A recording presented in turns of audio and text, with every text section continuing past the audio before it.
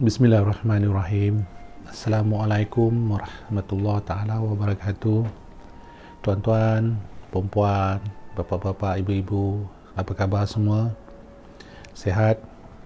Ni dah masuk pertengahan Ramadan Jadi semoga kita dipanjangkan usia oleh Allah Subhanahu Wa Taala agar kita dapat melakukan lagi ibadah-ibadah, amalan-amalan yang dapat menghimpunkan segala kebaikan, segala hasil-hasil gaji-gaji yang boleh kita dapatkan untuk kita membeli kebahagiaan, untuk kita membeli kenikmatan yang kekal abadi di akhirat nanti.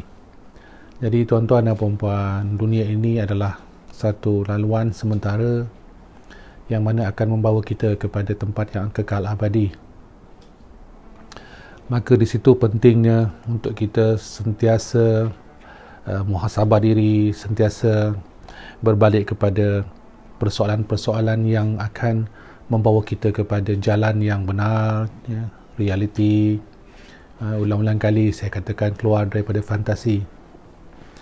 Jadi untuk itu saya, Masa Bayu, tuan-tuan dan puan-puan, sekali lagi akan bersiaran untuk menyambung kepada topik yang ke-6 hari ini, topik yang ke-6. Jadi esok adalah topik yang terakhir. Jadi telah pun saya perjelaskan kepada tuan-tuan dan puan-puan yang saya hormati, dah 5 episod berlalu Daripada 5 episod itu telah pun saya memberikan sedikit sebanyak pencerahan, dan semalam telah pun kita memahamkan pakaian ilmu, iaitu pakaian ilmu adalah iman, yang mana di situ datangnya rukun iman yang ada 6 yang kita pegang sebagai orang Islam. Maka di situ tuan-tuan dan puan-puan, ia akan ada kesinambungan, dia akan ada sambungan daripada satu perkara kepada satu perkara, satu topik kepada topik yang seterusnya. Maka berbalik kepada pencerahan saya, Masa Bayu, kepada tuan-tuan dan puan-puan, sentiasa ada hubungan kait daripada setiap hari yang saya sampaikan. Jadi hari ini begitu juga, kita akan sambung lagi kepada topik keilmuan ataupun ilmu akhir zaman. Jadi kita dah faham sebelumnya ada ketetapan, lepas ketetapan kita dapat menjelaskan pula semalam tentang pakaian ilmu. Maka hari ini setelah kita mempunyai pakaian, barulah kita boleh bergerak, tuan-tuan dan puan-puan, barulah kita boleh berilmu, barulah kita boleh menuju ke destinasi ataupun tempat yang mana kita ingin capai. Jadi kalau kita nak pergi bekerja tu dah selesa lah, pakaian dah sempurna. Kalau nak pergi kenduri tu pun dah segak. Jadi semua tu berlaku dengan satu faktor yang tersusun, yang penuh dengan tertib, adab. Maka itu yang telah saya sampaikan semalam. Maka untuk itu pada hari ini saya akan sambung pula. Apabila kita telah pun memiliki proses pakaian yang lengkap, maka proses topik ilmu akhir zaman yang seterusnya kita harus ingat bahawa setiap sesuatu itu pasti akan ada halangannya. Maka proses keilmuan juga akan ada halangan yang perlu kita fahami. Jadi sebagaimana kisah yang telah saya sampaikan kepada tuan-tuan dan puan-puan, kisah Imam Mahdi yang mempunyai halangan, dan juga siapa yang nak jadi pembantu Imam Mahdi juga akan ada halangannya. Maka itulah yang harus kita fahami, dalam proses keilmuan juga ada halangan dia. Maka di situ datanglah pernyataan di dalam Al-Quran, tidak beriman seseorang itu selagi ianya tidak diuji. Maka kita akan diuji. Kalau tuan-tuan dan puan-puan dah mempunyai keimanan, yakin, aku yakin, dah ditasdikkan ke dalam hati bahawa sesungguhnya tiada Tuhan yang disembah melainkan Allah, la ilaha illallah, Muhammadar Rasulullah, dan Nabi Muhammad itu pesuruh Allah, hablum minallah, hablum minan nas.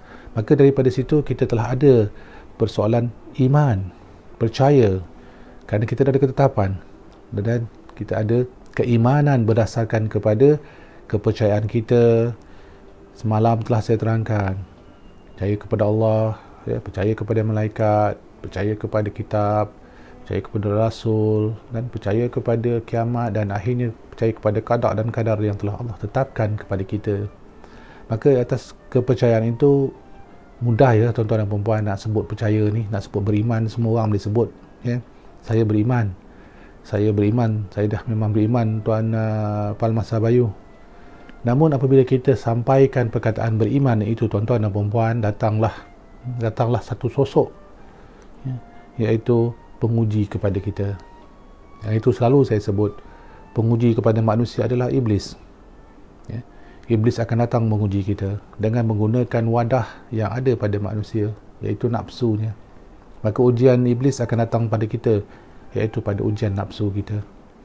Maka atas ujian-ujian inilah yang akan menentukan sama ada kita manusia ataupun kita hanyalah berpakaian berupa manusia, tetapi hakikatnya kita adalah lebih rendah daripada haiwan yang Allah jadikan. Itu yang dikatakan haiwan natik. Ya, haiwan natik ni maksudnya haiwan yang berkata-kata, yang berjalan di atas muka bumi. Maka itu tuan-tuan dan puan-puan, apabila kita menyatakan kita beriman, maka kita haruslah mempunyai suatu pelaksanaan yang khusus. Maka untuk itu kita akan diuji, kita akan diberikan begitu banyak persoalan-persoalan yang akan datang dalam diri kita untuk memastikan kita memang benar-benar mempunyai 6 pakaian yang telah saya nyatakan semalam.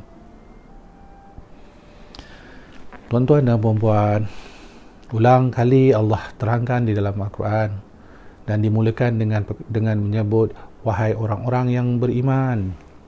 Wahai orang-orang yang beriman. Jadi dalam pernyataan wahai orang-orang beriman itu diberikan peringatan. Apabila kita percaya, maka kita akan diberikan peringatan dan ujian akan datang kepada kamu wahai orang-orang yang beriman, yang datang daripada iblis yang akan menggunakan medium nafsu agar kita gagal dalam misi kita di atas muka bumi.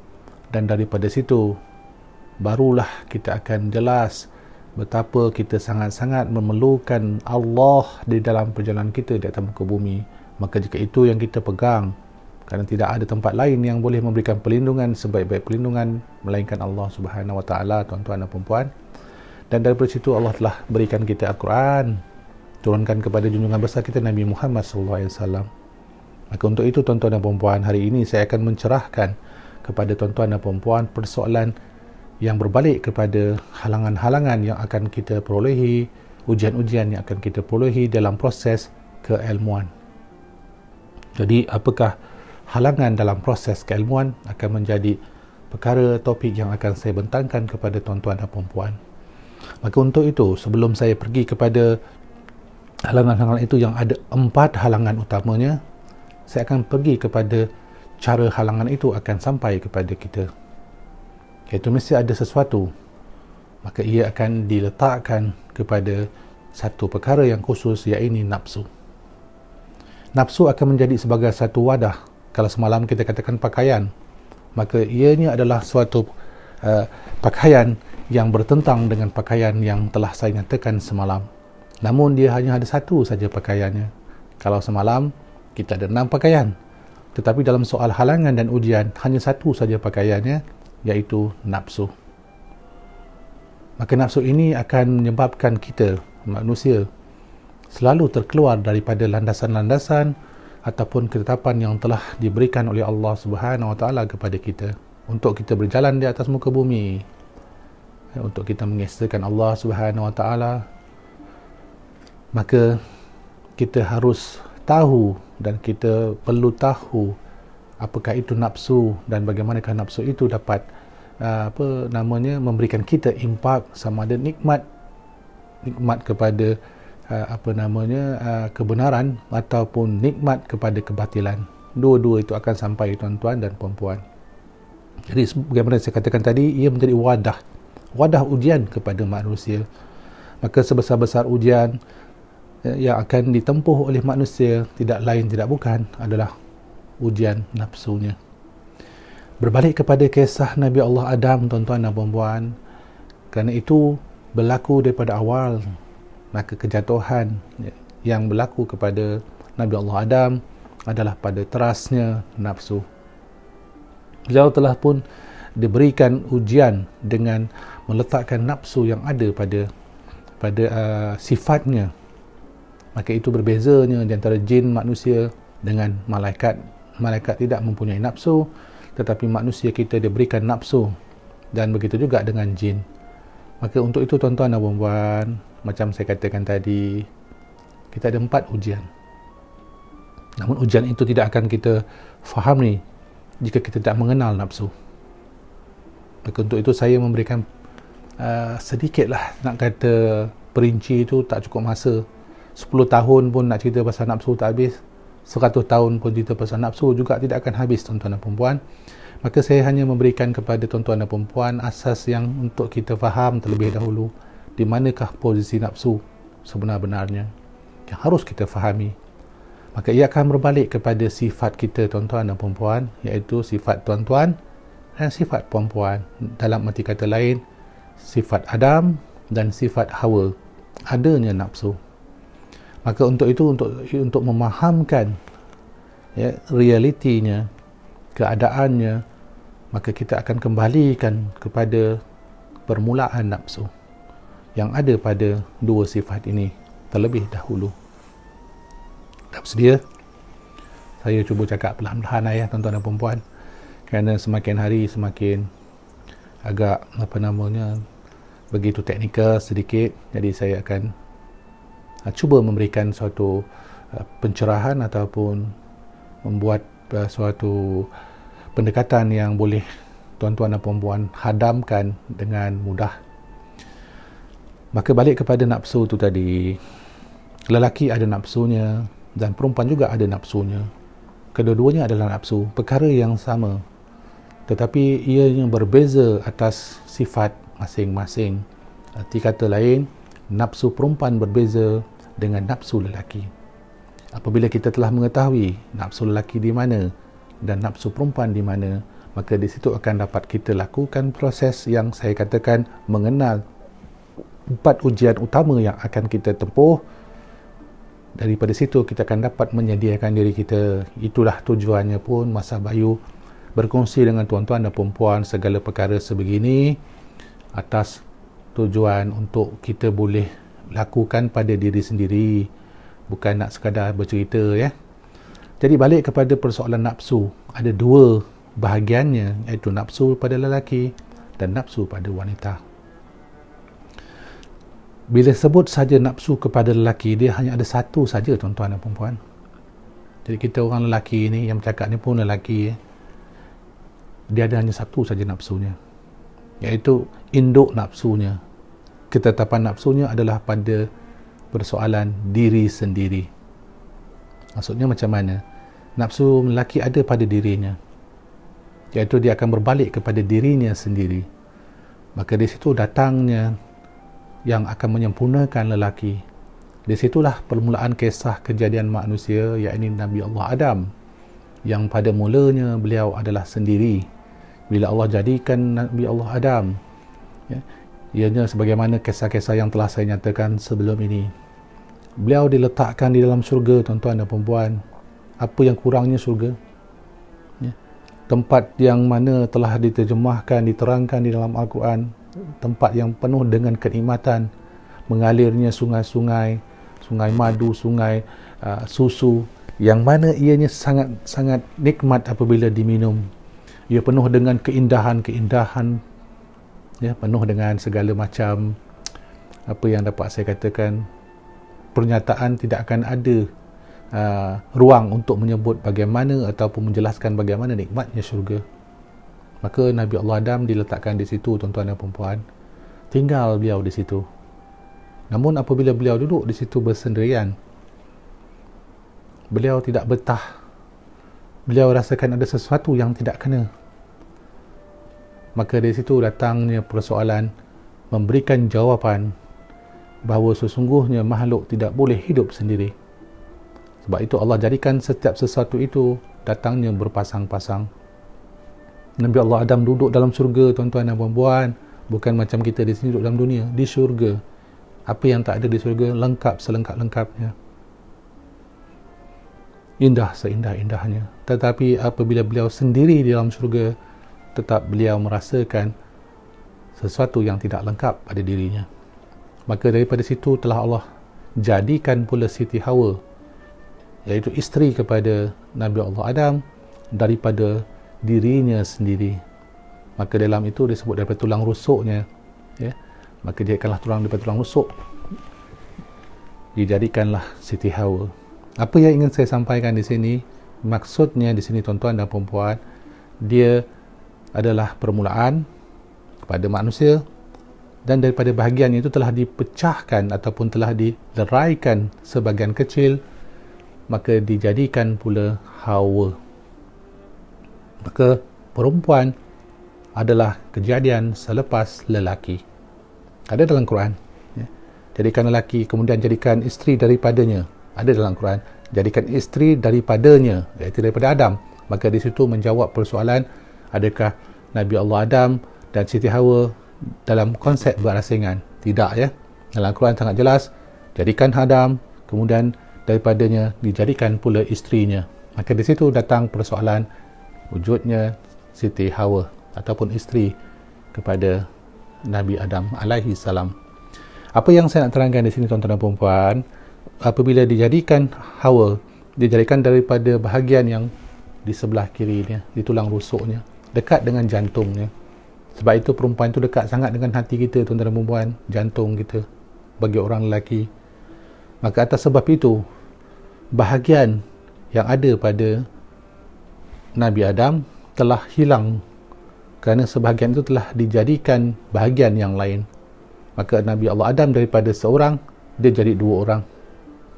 Maksud dua orang bagaimana? Sebenarnya Siti Hawa itu adalah dia juga, tetapi atas sifat yang dijadikan sebagai pelengkap. Kerana diambil, maka sifatnya adalah wanita. Maka daripada situ tuan-tuan dan puan-puan, baliklah kepada kisah nafsu di dalam keilmuan yang saya masukkan pada hari ini, iaitu nafsu yang ada pada lelaki Nabi Allah Adam sebagai permulaannya kepada manusia, iaitu lelaki, adalah satu sahaja, iaitu kepada Siti Hawa. Maka Nabi Adam nafsu dia kepada Hawa. Lepas itu orang lelaki nafsunya hanya satu sahaja, iaitu wanita. Apa juga yang dilakukan oleh orang lelaki, tuan-tuan dan perempuan, duk segak-segak, ya, duk kemas-kemas rambut tu, ya, pakai bukan main lawa, beli minyak wangi, pakai kasut berkilat, pakai kereta besar-besar. Nak buat apa? Mesti ada sebab kan? Nak mengurat lah tu, nak cari mana yang rasa duk berkenan. Dah berkenan, cuba-cuba adjust apa yang patut, kemudian akhirnya jadikan sebagai isteri. Tak cukup seorang, cari lagi. Manalah tahu pergi Mekah, jumpa dekat Kaabah, depan Kaabah, bolehlah jadi isteri lagi yang baru. Tak cukup lagi, balik lagi, cari lagi, sebab Islam boleh benarkan 4 orang. Kenapa? Kerana inilah kisah untuk hari ini. Nafsu lelaki hanyalah ada satu sahaja, iaitu kepada wanita. Maka apabila itu dijelaskan, bukan bermaksud nafsu itu atas wanita, itu atas sifat wanita, tetapi kerana melengkapkan sifat lelaki. Maka dia tidak ada tempat yang lain, dia kena lengkapkan diri dia. Maka pelengkap kepada nafsu bagi lelaki adalah wanita. Maka daripada situ tuan-tuan dan perempuan, lelaki akan jatuh kerana wanita. Itu yang telah berlaku kepada Nabi Allah Adam, yang mana beliau telah pun melakukan tindakan yang telah ditegah oleh Allah. Kerana siapa? Kerana adanya sifat wanita yang telah memunjuk beliau untuk memakan buah yang telah dilarang. Maka daripada situ kita akan dapat faham perjalanan untuk kita tahu nafsu bagi lelaki hanya satu sahaja, dirinya. Iaitu dirinya, maksudnya bahagiannya itu sahajalah yang akan menyebabkan melengkapkan nafsu dia. Maka untuk itu tuan-tuan dan perempuan, sebagaimana saya katakan sebelum ni, lelaki tak boleh hidup tanpa wanita, ya. Dia kena ada wanita. Adakah itu kerana keinginan dia, bukan, kerana itu fitrahnya. Maksud fitrahnya hukumnya, sebab bahagian dia kena lengkapkan, kena sempurnakan. Maka kita kena ada hubungan dengan wanita yang kita namakan isteri, yang kita jadikan isteri kita untuk melengkapkan diri kita sebagai seorang lelaki. Boleh faham ya? Maka penjelasan saya untuk menjelaskan nafsu terlebih dahulu sebelum pergi pada 4 perkara yang menjadi ujian tadi. Maka begitu berlaku tuan-tuan dan puan-puan, jelas ya, nafsu sama, perempuan pun ada nafsu, lelaki pun ada nafsu. Maka atas sebab itu, satu sahaja nafsu yang ada pada lelaki, iaitu dia pergi kepada wanita. Yang lain-lain tu dah jadi suatu perkara yang kalau dalam sistem komputer dia panggil child process ataupun proses mikro selepas, bukan proses yang utama. Nafsu yang utama pada lelaki adalah wanita. Jadi itu satu. Maka balik kepada wanita pula, nafsunya berbeza dengan posisi nafsu lelaki. Kalau nafsu lelaki posisinya pada dirinya sendiri, iaitu melengkapkan dirinya. Namun apa yang berlaku kepada wanita, dia bukan perlu sesuatu untuk melengkapkan diri dia, kerana dia dah lengkap. Dalam arti kata lain, dia dijadikan daripada satu sifat, iaitu sifat daripada lelaki dalam kisah yang saya katakan tadi. Maka daripada situ, bahagian dia kecil daripada lelaki, tetapi ia adalah 100% bagi diri dia. Tapi kalau Nabi Adam, dia tidak ada lagi 100%, kerana satu bahagian telah diambil, telah dijadikan isterinya. Maka dia perlukan isterinya untuk jadikan diri dia 100%. Berbalik kepada wanita, kepada Siti Hawa, dia walaupun satu bahagian, tetapi dari segi hitungan adalah 100%. Maka sebab itu, tuan-tuan dan puan-puan, nafsu wanita bukan pada lelaki. Berbeza dengan lelaki yang nafsunya pada wanita. Sebab itu wanita boleh hidup tanpa lelaki, tuan-tuan dan puan-puan. Jangan kita cabar orang perempuan. Kalau dia kata tidak, jenuh kita nanti. Apa sekalipun, kerana itu fitrah. Saya balik kepada fitrah ya. Ini persoalan ilmu. Maka wanita, fitrahnya, hukum ataupun nafsu dia bukan pada diri dia, kerana dirinya telah pun lengkap, sempurna. Maka sebab itu nafsu wanita ada di luar dirinya, di luar daripada dirinya. Itulah nafsu bagi seorang wanita. Berbanding dengan Adam, lelaki, nafsu cuma bagi diri dia, maka dia lengkapkan, sempurnakan diri dia dengan wanita. Tetapi wanita kerana dia sifat dia sempurna atas diri dia, tak ada pecahan-pecahan, maka itu nafsu bagi wanita ada di sekeliling dia. Sebab itu tuan-tuan dan puan-puan, nafsu wanita emas, pakaian-pakaian, kecantikan luar. Kalau membeli belah tu, siapa yang paling ramai? Kalau pergi ke Sogo, pergi ke Jekyll, pergilah ke mana-mana tempat sekalipun, yang membeli ni siapa sebenarnya? Lelaki ni tukang bawa barang yang dibeli oleh wanita. Tapi kita ni orang lelaki memanglah jenuh, kita tak suka tunggu lama-lama. Orang lelaki ni kalau pergi mana-mana tempat, nampak terus capai, bawa balik, beli balik. Orang wanita, perempuan, tuan-tuan dan perempuan, dia duduk belik kadang 10 sen pun dia kira. Dia tengok satu-satu, buka satu-satu, berjam-jam. Tak larat kita orang lelaki, tak gitu. Tapi kalau tuan-tuan perempuan tak rasa macam saya, atau ada masalah tu, tolong cek balik semula lah. Kalau ada kurang-kurang yang patut. Kerana sifat bagi orang wanita, nafsu dia ada di luar. Maka sebab itu tuan-tuan dan perempuan jangan marah orang wanita. Dia nak beli barang kemas, dia nak beli baju lawa-lawa, tiap-tiap bulan dia nak tukar, gincu kena berganti dan sebagainya. Kerana itulah yang akan memenuhkan nafsu mereka. Kerana wanita akan ada hitungan nafsu yang berbagai-bagai di sekeliling dia. Tak pernah cukup, tak pernah selesai. Dah ada emas duduk di celah di tangan dia, dia nak yang besar. Makin lama makin gatal, cari lagi yang besar. Jadi akhirnya sampai ke siku emas dia. Untuk apa tu semua? Untuk memenuhkan nafsu dia. Jangan salahkan mereka. Inilah keindahan kita berilmu, tuan-tuan dan puan-puan. Untuk kita faham tidak ada sesuatu yang Allah jadikan itu sia-sia. Maka dunia ini adalah perhiasan untuk wanita. dunia ini adalah nafsu kepada wanita. Maka turunnya Nabi Allah Adam dan Siti Hawa ke dunia ini kerana dunia ini adalah sesuai kepada pelaksanaan hidup nafsu kepada wanita, kerana wanita apabila duduk di dalam dunia, di dalam syurga yang kata lengkap segala-galanya, lengkap segala-galanya, sepatutnya dia tidak ada apa-apa lagi keperluan. Tetapi sebagaimana saya katakan, kisah itu untuk perjalanan kita.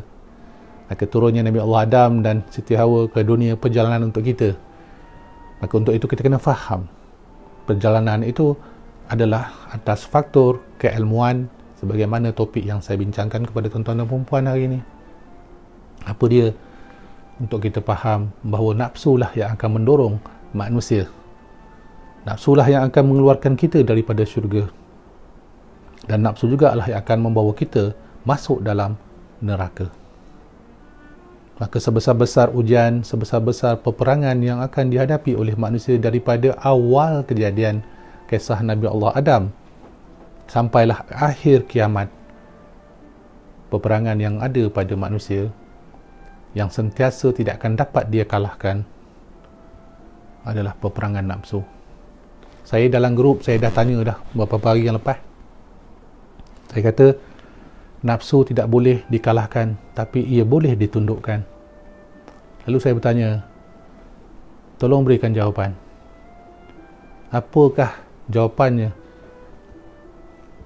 Di mana nafsu tidak dapat dikalahkan, tetapi dapat ditundukkan. Sampai hari ini belum jawab lagi. Tuan Awang, Tuan Adi, Tuan Saleh, semua tengah menjawab ni. Jadi jangan berhenti menjawab, cuba lagi jawab. Terik balik kepada kisah ni dalam grup tadi kan, kisah dalam grup. Balik kepada apa yang saya nak sampaikan di sini, tuan-tuan dan puan-puan. Nafsu adalah perkara dasar yang akan menjadi ujian kepada kita. Ujian bagi lelaki dan ujian bagi perempuan. Dah saya terangkan kedudukan di mana posisi nafsu bagi lelaki ada pada wanita, dan nafsu wanita ada di sekelilingnya. Boleh faham?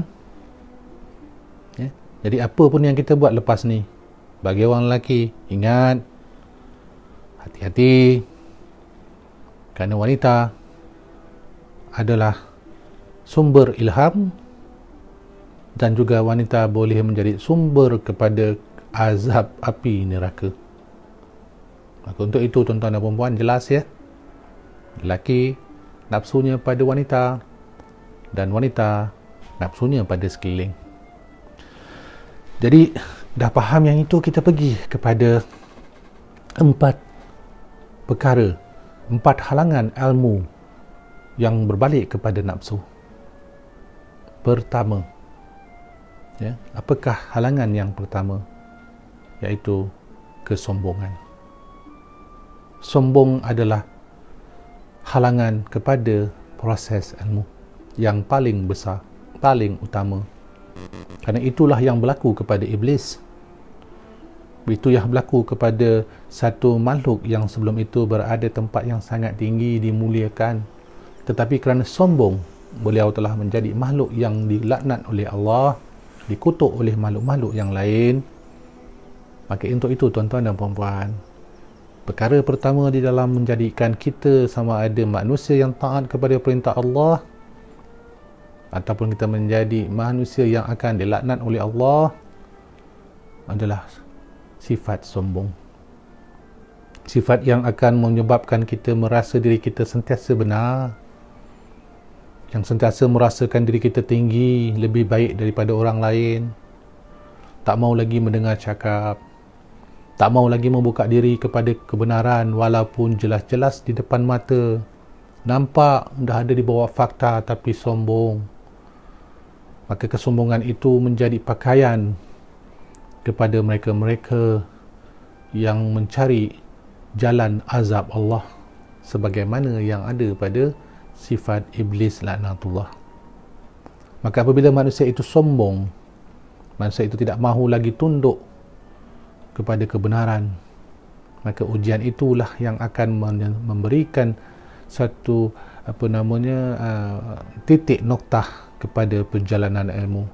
Orang sombong ni tak ada ilmu lagi dah, tuan-tuan dan puan-puan. dia akan berlega dengan apa yang dia tahu. Dia dah sombong, dia dah tak nak dengar cakap orang. Bila Masa Bayu bercakap pun dia tak nak dengar dah, dia dah sombong.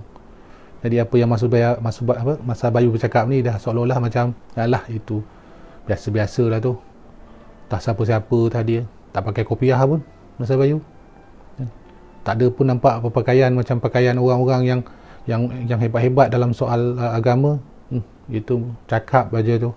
Maka kesombongan itulah yang akan berlaku dalam semua keadaan di dalam perjalanan ilmu. Maka untuk itu tuan-tuan dan puan-puan, setiap proses yang akan kita tempuh dalam hidup ini, kita kembalikan kepada semua kisah daripada Al-Quran. Berulang-ulang kali dalam Al-Quran menceritakan betapa sombongnya iblis, betapa ingkarnya iblis, dan sombongnya Namrud, sombongnya Firaun, sombongnya Harun, sombongnya kaum-kaum Nabi Lut, sombongnya kaum-kaum Nabi Nuh, dengan masing-masing menyatakan mereka dah tahu, lebih tahu daripada para rasul. Samalah hari ini, dan saya bukan nak kata saya paling tahu, tapi setidak-tidaknya ambil tahulah apa yang saya sampaikan. Tapi kerana sombong, dah tak mau lagi apa yang Masa Bayu sampaikan ni, tak mau lagi dengar lah, tak mau dengar cakap lagi apa yang boleh kita buat. Maka kita buatlah apa yang kita rasa kita dah tahu. Maka kesombongan itu telah pun menghentikan proses keilmuan. Maka ujian itu dah sampai kepada kita tuan-tuan dan puan-puan, kerana ia sedang ada di dalam jiwa-jiwa manusia di dunia pada akhir zaman. Kerana pakaian sombong telah pun menjadi pakaian rasmi kepada manusia di akhir zaman, tanpa mengira mereka-mereka di darjat mana sekalipun. Dan ini hanya terpakai khususnya kepada golongan-golongan ilmuwan-ilmuwan, orang-orang yang hartanya banyak, orang-orang kaya, orang-orang yang berada di tempat-tempat yang tinggi. Maka mereka itu telah pasti memiliki dan sedang memakai pakaian sombong. Maka untuk itu tuan-tuan dan puan-puan, semakin tinggi kita terduduk, ingat, tinggi juga tempat dulu di mana iblis bermula, sebelum dia jatuh. Jatuhnya iblis kerana sombong, jatuhnya kita sebagai manusia juga kerana sombong. Maka kesombongan itu bukan pakaian kita. Sombong itu sepatutnya dan selayak-layaknya sombong pakaian kepada Allah Subhanahu Wa Taala. Allah yang menjadikan kita, Allah yang melengkapkan segala apa yang kita perlukan, Allah yang memberikan rezeki kepada kita tuan-tuan dan puan-puan. Allah yang patut sombong. Ni kita pula nak jadi sombong. Ilmu yang kita ada tu siapa yang beri? Harta yang kita ada tu rezeki daripada mana? Lalu kita lupa, maka kita menjadi manusia yang sombong. Jadi itulah perkara yang pertama tuan-tuan dan puan-puan, ujian yang pertama yang tuan-tuan dan puan-puan kena lalui dalam proses keilmuan. Macam mana? Boleh tak cermin-cermin diri tu? Rasa-rasa diri tu sombong ke tidak? Tengok-tengoklah tuan-tuan dan puan-puan ya. Saya dah beritahu. Jadi sebagaimana biasa, tapis-tapislah, perhati-perhatilah, adakah kita memiliki sifat-sifat sombong. Bila sebut saja sifat sombong, dia ada lagi dia punya ciri-ciri dia. Cuma hari ini tak dapatlah saya nak menjelaskan semua perkara, tak cukup masa ya. Cukup untuk menjelaskan di sini ujian pertama atas ilmu adalah sifat sombong. Kita pergi kepada ujian yang kedua. Daripada kesombongan itu tadi dah jelas, maka ujian yang kedua adalah kebodohan. Mereka-mereka yang bodoh dah pasti ya akan menghadapi satu situasi, dia akan menjadi makanan-makanan kepada mereka-mereka yang bijaksana. Tetapi orang-orang yang dikatakan sombong dah pasti dia bodoh ya. Kerana orang-orang yang bodoh ni adalah orang-orang yang tidak mahu lagi menggunakan akal. Itu yang dimaksudkan kebodohan. Kerana kebijaksanaan datang daripada akal yang Allah berikan kepada manusia. Apabila tidak mahu menggunakan akal, maka bodohlah dia. Itu saja hitungan dia. Ingat tak saya terangkan dalam video-video yang sebelum ini tentang akal dan hati, maka apabila kita tidak mahu lagi menggunakan akal, tak mahu berfikir, apa yang Masa Bayu cakap dah tak mahu fikir dah, ikut nafsu saja, ikut perasaan, maka bodohlah namanya. Tak mahu kita berhenti sejenak untuk berfikir atas apa juga tindakan kita, bodohlah namanya. Maka kebodohan adalah ujian yang kedua di dalam persoalan keilmuan kepada kita, khususnya di akhir zaman. Orang-orang yang bodoh adalah orang-orang yang tidak mahu berfikir, yang menyerahkan semua tugasan-tugasan berfikir kepada pihak yang lain. Bodohlah orang tu. Maka orang-orang bodoh ini akan menjadi seumpama kambing, seumpama haiwan-haiwan ternakan, lembu, kerbau, itik yang akan dijaga oleh pemiliknya, yang daripada situ dia akan dihalau masuk dalam kandang, bagi makan, keluar bagi makan, tetapi bukan bagi makan kerana dia kesian, dia bagi makan sebab nak suruh gemuk. Bila gemuk, cukup masa sembelih. Maka orang-orang bodoh ini akan menjadi makanan, tu saya katakan tadi, makanan sebagaimana kambing, sebagaimana ayam, sebagaimana kerbau, lembu. Bagi gemuk, bagi cukup makan, dah gemuk, timbang dah berat, sembelih, jual dagingnya. Kerana mereka tidak lagi berfikir. Mereka tidak berfikir, jadilah macam mana lembu, jadi kambing. Itulah kebodohan yang berlaku dalam hidup manusia. Pada peringkat yang kedua ini, dalam proses ilmu, dia sibuk dengan meletakkan kebodohan sebagai pakaian yang dia pakai tiap-tiap hari. Pergi majlis ilmu, dia tidak lagi berfikir, dia mencatat aja kerjanya. Ustaz cakap di depan, catat. Besok datang lagi, catat. Lusa datang lagi, catat. Tetapi apa yang dicatat tu dia tak pernah buat pun, tak pernah dipikirkan pun. Ataupun apa yang disampaikan tu tak mau lagi berfikir, terima terus. Dah saya terangkan berulang-ulang kali, tapis dengan Al-Quran, gunakan akal yang sihat. Tak mau juga. Oh, itu dah, dia dah cakap guru tu betul. Siapa awak nak kata guru saya tak betul?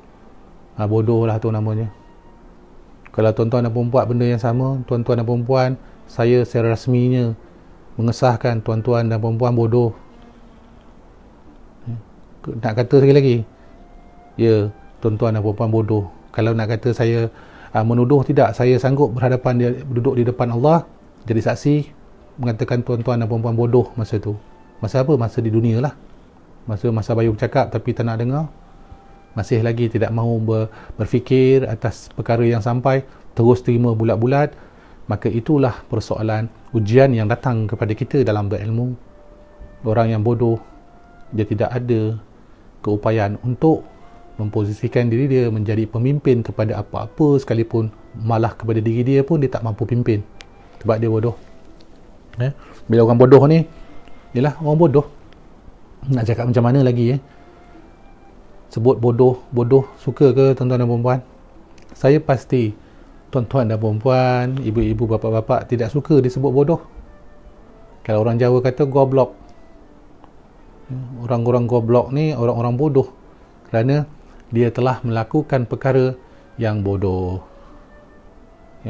Maka di situ datanglah kebodohan diri kerana tidak mahu mencari kebijaksanaan yang telah Allah berikan kepadanya. Dengan itu dia dapat keluar apa dia daripada kebodohan dengan berpandukan kepada Al-Quran dan sunnah baginda Rasulullah sallallahu alaihi wasallam. Tapi kerana tidak mahu, maka dia tidak melakukan proses berfikir. Maka di situlah tuan-tuan dan puan-puan perkara yang kedua. Lihat apa yang berlaku kepada iblis. Tinggi ilmu dia. Tinggi tak ilmu iblis tuan-tuan dan puan-puan? Tinggi. Sangat tinggi sebelum tu. Tapi dia bodoh. Tak mau berfikir. Tindakan yang dia buat tu tak mau berfikir. Menyebabkan daripada tempat yang tinggi derajatnya, dia telah dilaknat oleh Allah. Maka mudah sangat hitungan dia tuan-tuan dan puan-puan. Mudah sangat formula dia. Tak mau berfikir saja, bodohlah kita. Maka siapakah yang bodoh menjadi rujukan, menjadi nukleus? Maka yang menjadi nukleus kepada kebodohan adalah iblis laknatullah. Tempat elok-elok, tempat baik-baik duduknya, betapa bodohnya dia melanggar perintah Allah. Dia tak mau fikir, dia ikut nafsu. Maka akhirnya iblis telah berada dalam satu ruang yang sangat-sangat gelap akibat kebodohannya. Maka tuan-tuan dan puan-puan, kenapa Masa Bayu cakap begini? Kerana Masa Bayu nak beritahu siapa yang ambil pakaian bodoh, sebenarnya dia ikut iblis. Sebab iblis tu bodoh. Jika dia tidak mengambil sifat bodoh, berfikir, maka dia akan dapat sifat bijaksana. Siapa yang memiliki sifat bijaksana? Rasulullah sallallahu alaihi wasallam. Dia ada punca dia. Bodoh puncanya iblis. Kebijaksanaan puncanya datang daripada junjungan besar kita Nabi Muhammad sallallahu alaihi wasallam. Jadi hati-hati ya tuan-tuan dan puan-puan, dalam soal berilmu ni saya dah terangkan ni. Betapa ujian yang kedua adalah ujian kebodohan di dalam diri kita untuk mencapai nilai ilmu yang sepatutnya. Satu nilai ilmu apa?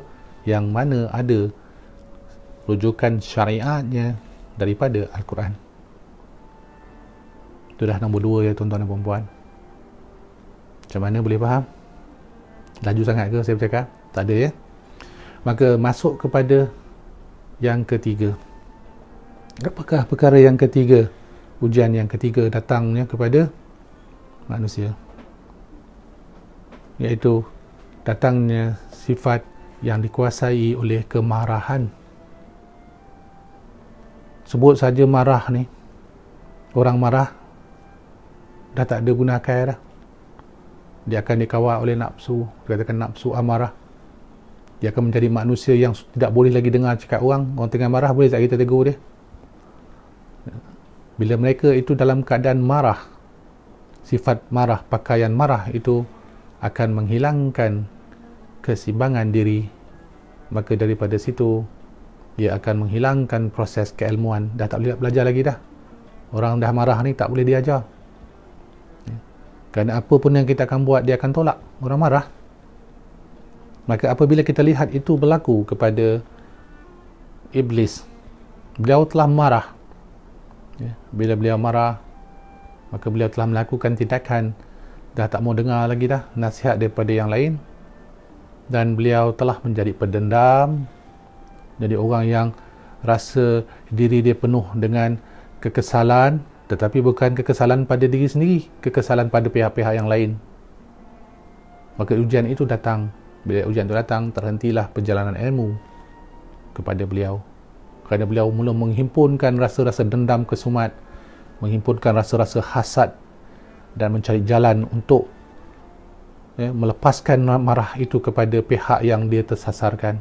Dalam cerita ini, disasarkan kepada Nabi Adam lah tuan-tuan dan puan-puan, dan kita, sebab kita ni anak cucu Nabi Adam. Lihat berapa panjangnya proses kemarahan yang ada pada iblis. Sampai akhir zaman dia minta kepada Allah. Akhir zaman tuan-tuan dan puan-puan, daripada mula kejadian manusia sampai akhir zaman. Bayangkan lama tak lama pakaian marah yang dipakai oleh iblis. Lihatlah tuan-tuan dan puan-puan. Jelas tak kenapa jangan marah? Kita nak belajar ni kena tegur dengan cikgu, ya?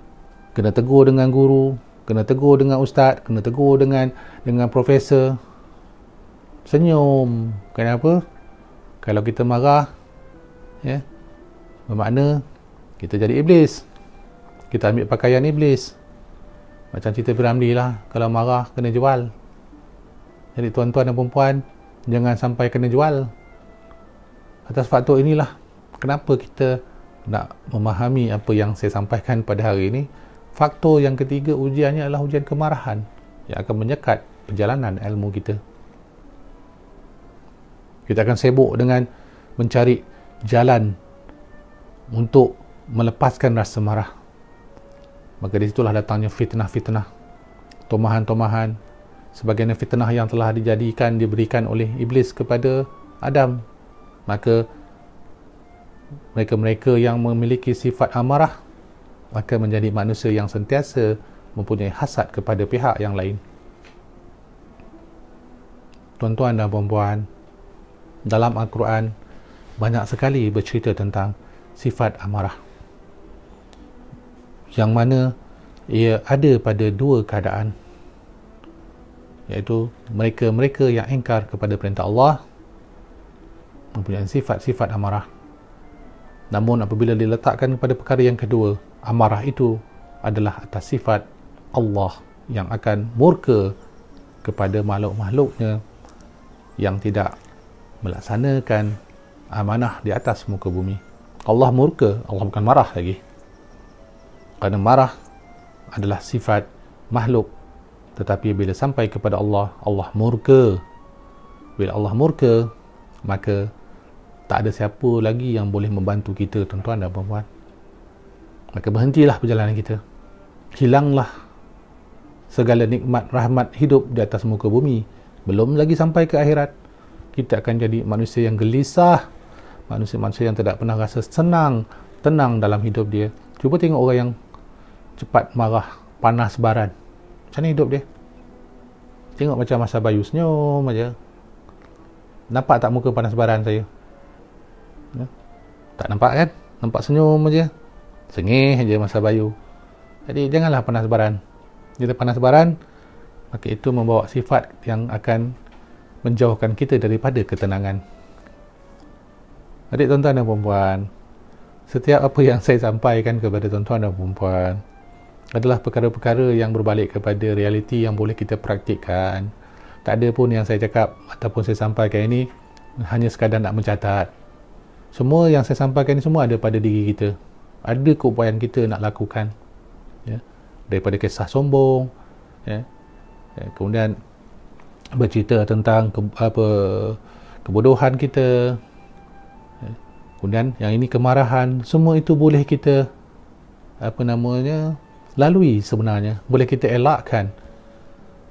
Kerana selama ni mungkin tak tuan-tuan dan perempuan hanya memahami perkataan-perkataan begini, rasa sebegini, tapi tidak menyedari ia ada hubungan dengan perjalanan ilmu. Maka hari ini saya bercerita dengan tuan-tuan dan perempuan supaya kenal, tahu, oh inilah rupanya yang akan menyekat kita daripada perjalanan ilmu.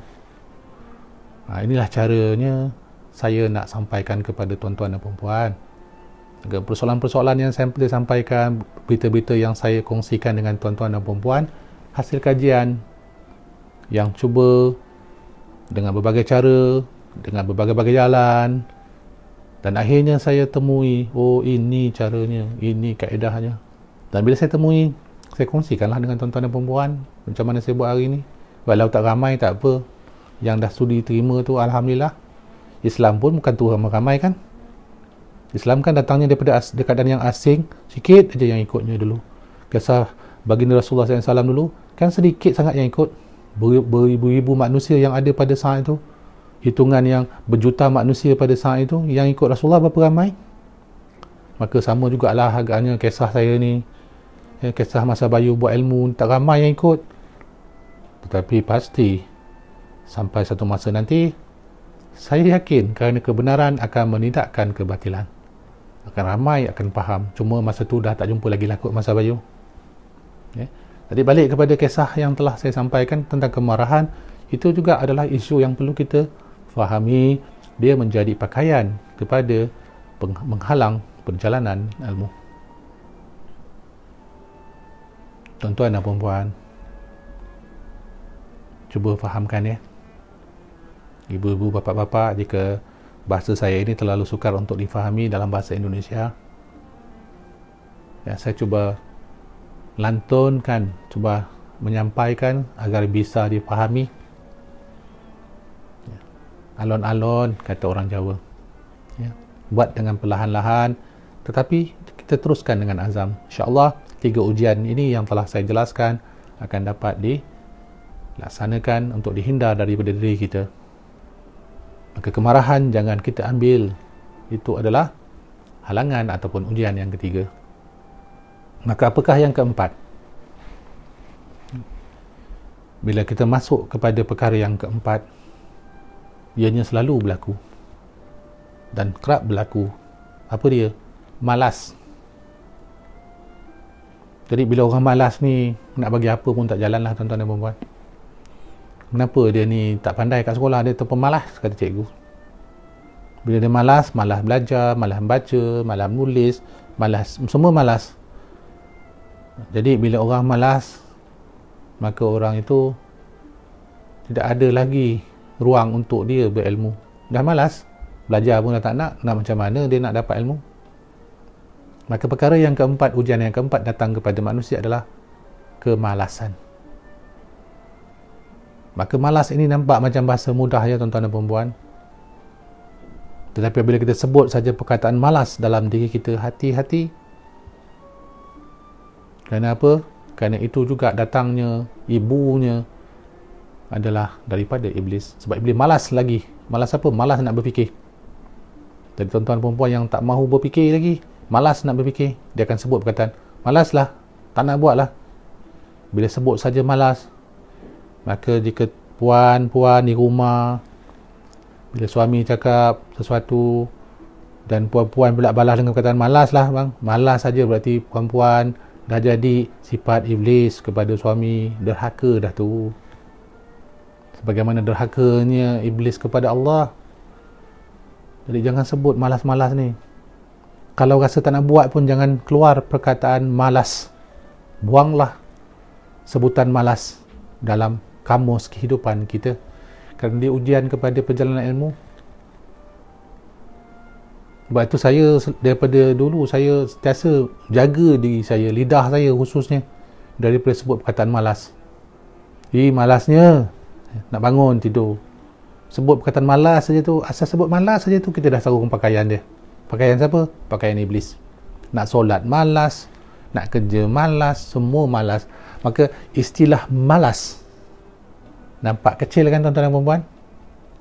Cuba dihitung, cuba direnungkan sekarang daripada perkataan saya ni, daripada penjelasan saya ni. Ada tak dalam diri masing-masing? Malas lah nak pergi kerja. Bila itu saja kita telah pun melakukan tindakan yang akan membawa kita jauh daripada amanah kita. Kita dah beri amanah nak pergi kerja, malas, kita pun carilah alasan-alasan, kita carilah jalan-jalan. Kemudian kita kata mata kita bengkak lah, pergi kat klinik minta MC, tak dapat MC, marah kat doktor. Sebab apa? Ini malas nak pergi kerja. Kerana malas nak pergi kerja, kita buat alasan-alasan yang sebenarnya tidak wujud. Tetapi kita lupa, kita telah makan daging busuk, sebagaimana kisah semalam, zakat yang tidak kita keluarkan daging busuk. Sama jugalah apabila kita mengambil gaji kita atas upah yang kita telah setuju dengan majikan kita, tapi kita ambil dalam keadaan bekerja dengan malas, tak buat sungguh-sungguh, maka seumpama kita membawa balik daging-daging busuk untuk kita beri makan kepada anak isteri kita. Tuan-tuan dan puan-puan, hati-hatilah. Sebab kita bercerita tentang amanah, kita bercerita tentang tanggungjawab kita, janji kita janganlah kita ingkar, amanah jangan kita khianati. Kerana jika kita buat salah satu daripada 3 perkara yang saya terangkan sebelum-sebelum ini, itu adalah sifat munafik. Maka orang-orang malas adalah orang-orang munafik sebenarnya. Kerana dia dah diberikan amanah. Kita dah diberikan amanah oleh Allah, malas solat, munafiklah kita. Kita malas nak pergi kerja, munafik kita. Kita malas nak jaga diri, munafik kita. Maka lihat tuan-tuan dan puan-puan, besar tak? Sebelum nampak perkataan malas tu macam simple aja, sepele kata orang Indonesia. Ini sepele pak, ini hanya perkataan malas, ini biasa-biasa main-main malas. Tapi apabila kita faham dalam konsep ilmiah sebagaimana yang saya terangkan pada hari ini tuan-tuan dan puan-puan, malas bukan perkara kecil ya. Malas adalah satu daripada 4 ujian utama kepada perjalanan ilmu. Jadi nak sebut saya malas saya nak cakap lagi pun tak boleh. Sebab tu nak kena jaga. Nak jaga pelihara apa? Lidah. Tutup. Nak sebut malas je. Pahala Masa Bayu cakap, sebut malas jadi iblis. Sebut malas, pakaian iblis sarung dalam badan. Oh, jangan sebut. Setidak-tidaknya tuan-tuan dan perempuan dah dapat satu ilmu daripada saya hari ni. Setidak-tidaknya lah. Apa dia? Ilmu malas. Jadi jangan jadi orang malas. Jangan ambil pakaian malas. Jangan sebut sekali-kali dalam hidup tuan-tuan dan perempuan, sesiapa sekalipun yang sedang menonton channel Masa Bayu, buangkanlah perkataan malas di dalam kamus kehidupan. Buang jauh-jauh, kalau boleh delete terus. Tahu dalam komputer tu, ambil dia, tekan belah kanan, ada delete, tekan delete, masuk dalam bekas bin tu, delete permanent. Dah tak ada lagi ayat tu. Buang habis-habisan, jangan sebut lagi perkataan malas. Jika kita tidak mampu, tak mahu nak membuat, maka kita diamkan diri, jangan lafazkan perkataan tu, kerana dia akan datang dalam hati kita. Nak keluar je ni, malas. Sebab ini adalah sifat iblis, pemalas. Jadi saya memang tak mahu cakap lah, saya tak suka nak bersembang dengan orang malas. Malas mendengar, cuba kita bercakap. Dia buat tak tahu, dia malas nak dengar apa kita cakap. Rasanya macam mana? Maka orang-orang malas ini adalah mereka-mereka yang sebenarnya munafik. Munafik, al-munafikun, sebagaimana yang ada di dalam Al-Quran. Mereka-mereka yang tidak menjaga amanah. Mereka-mereka yang tidak tahu menjaga diri sendiri atas kebaikan. Mereka yang suka membuat hasad. Mereka yang suka melaga-lagakan di antara satu sama lain. Mereka itu adalah pemalas-pemalas yang bertopengkan, yang berlindung di sebalik pakaian-pakaian yang indah-indah, bertopeng di segi pangkat-pangkat yang mereka miliki, tetapi mereka adalah pemalas-pemalas. Maka pemalas-pemalas adalah dajjal-dajjal kecil. Jadi tuan-tuan dan perempuan nak jadi dajjal kecil ke? Untuk itu saya telah menjelaskan kepada tuan-tuan dan perempuan atas 4 perkara, 4 ujian utama kepada perjalanan ilmu. Macam mana setakat ni? Jelas tak? Terfikir tak? Oh, rupanya ilmu pun ada ujian. Semua ada ujian, tuan-tuan dan puan. Hidup saja di dunia ni ujian lah. Ujian apa? Ujian pada setiap perkara. Maka sebab itu kita sentiasa hidup dalam keadaan belajar. Ilmu itu perjalanan. Kita kena belajar. Setiap kali kita berjalan, kita akan sampai ke tempat yang baru. Maka tempat yang baru, kita kena belajar. Hari ini adalah hari baru. Semalam dah tak ada. Esok adalah hari baru, bukan lagi hari ini. Lusa adalah hari baru, bukan lagi esok. Maka setiap hari kita berjalan. Dan disitulah datangnya persoalan, selagi kita hidup, selagi itu kita belajar. Maka apabila kita memiliki sifat yang 4 tadi, sombong, maka kita hidup tapi kita sombong, berarti kita hidup tapi tak mau belajar. Maka bila kita tak mau belajar, kita akan ketinggalan. Bila kita ketinggalan daripada yang lain, kita marah, dah datang perkataan marah, kita rasa kita bodoh, dan dia dikatakan diri kita bodoh, dan akhirnya dia lengkapkan dengan persoalan malas tu tadi. Lengkaplah 4 tu tadi yang menyebabkan kita jauh disisihkan daripada ketenangan hidup, keharmonian hidup di atas muka bumi. Nampak kan mudah? Nampak kan mudah sebutnya? Cuba buat. Mulai daripada sekarang. Kerana apa juga perjalanan ilmu adalah perjalanan yang perlu kita ada panduan-panduan dia. Di sini panduan dia. Jadi hari ini nak sambung lagi. Jangan malas buka Al-Quran. Tapi kitab lain bukan main laju lagi buka. Bila sebut Quran je, berat aja. Bila sebut saja kitab-kitab yang bukan-bukan nama dia, nama tu Soho, cepat-cepat kita pergi rujuk. Tetapi bila sampai kepada Al-Quran, malas kita nak buka ni. Kenapa ya? Kenapa kitab yang lain bukan main lagi kita kaji, bukan main lagi kita haluskan kitab-kitab yang lain. Tetapi kenapa tidak mahu dan malas kita mengkaji tentang Al-Quran. Itu tuan-tuan dan puan-puan, untuk merumuskan, untuk menjelaskan kepada tuan-tuan dan puan-puan tentang topik kita pada hari ini, ingin saya jelaskan di sini apa juga yang kita namakan perjalanan ilmu ataupun perjalanan hidup. Ia akan berbalik kepada segala-gala yang telah termaktub di dalam syariat Allah Subhanahu Wa Taala kepada kita. Kita tidak boleh jalan ikut suka hati kita, tuan-tuan dan puan-puan. Makan ikut makan apa yang kita nak makan. Semua ada syariatnya. Semua ada hukumnya. Tetapi kalau kita malas merujuk kepada syariat ataupun hukum yang telah ditetapkan oleh Allah kepada kita yang ada dalam Al-Quran, malas, sombong, bodoh, ya, dan marah apabila kita minta rujuk kepada Al-Quran, maka kita akan menjadi manusia yang tidak ada nilai, yang tidak mempunyai apa-apa pun manfaat kepada yang lain. Maka kita akan jadi manusia yang akan dibenci oleh sekalian makhluk-makhluk Allah. Dan yang lebih parah lagi, dibenci oleh Allah. Kenapa? Kerana kita mengambil 4 pakaian ujian sebagai pakaian rasmi kita. Tak macam semalam, pakaian rasmi kita patut ada 6. Kali ini kita ambil pakaian rasmi kita 1, nafsu. Kemudian kita letakkan ujian-ujian yang 4 tadi tu, tidak dapat kita lepasi.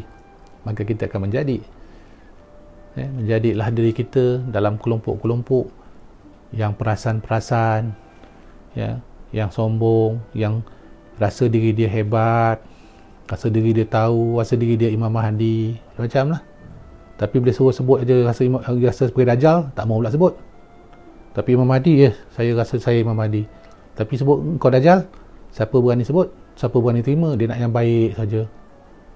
Maka itu semua berlaku dalam keadaan tanpa kita sedar, tuan-tuan dan puan-puan. Kenapa? Kerana perjalanan ilmu itu ada ujiannya. Maka setiap ujian itu datang dengan kadarnya. Kerana Allah tidak akan meletakkan ujian itu pada suasana yang melebihi kadar atau kapasiti yang ada pada setiap yang diuji. Maka perjalanan ilmu kita atas jalan yang kita pilih, jalan yang akan kita lakukan dalam hidup kita, tetapi ia akan sentiasa perlukan sumber atau perlukan panduan ilmu apakah yang akan kita laksanakan dalam hidup.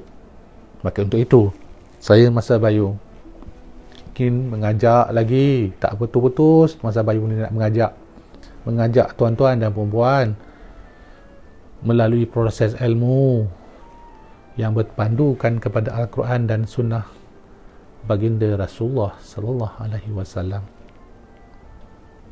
Macam mana tuan-tuan dan puan-puan hari ini? Dapat lagi tak yang baru? Dapat lagi tak mencerap sesuatu yang boleh dikemaskan apa yang selama ini pincang? Contohnya, buat alignment balik semula, tayar tu bergoyang, bagi dia align balik, buat balancing supaya kenderaan kereta tu berjalan lancar. Ni dah nak raya dah ni, nak balik kampung, entah boleh tak boleh, tak tahu lagi lah. Nampak gamaknya tahun ni. Untuk itu tuan-tuan dan puan-puan, saya mengajak lagi untuk kali yang seterusnya. Isteri saya pesan kat saya, abang ni tak habis-habis nak mengajak. Ya, nak buat macam mana? Saya mengajak lagi kepada tuan-tuan dan puan-puan, apa kata kita jalan sama-sama, jalan menuju kepada pencipta kita, jalan yang telah dibawa oleh junjungan besar kita Nabi Muhammad sallallahu alaihi wasallam. Fikir-fikirkan sebab bulan puasa ni setan kan kena ikat, kena rantai. Semua percaya kan macam tu, bahawa bulan Ramadan setan-setan akan dirantai, diikat. Itu kepercayaan masing-masing kan. Jadi cuba lihat dalam Quran, ada tak ayat mengatakan iblis atau setan-setan itu diikat pada bulan Ramadan? Kalau ada, beritahu kat saya. Saya pun nak sama-sama mengkaji dengan tuan-tuan dan puan-puan. Ini proses ilmu. Kalau tidak ada pernyataan macam tu belajar kat mana tu? Jadi jangan malas belajar, jangan malas buka Al-Quran.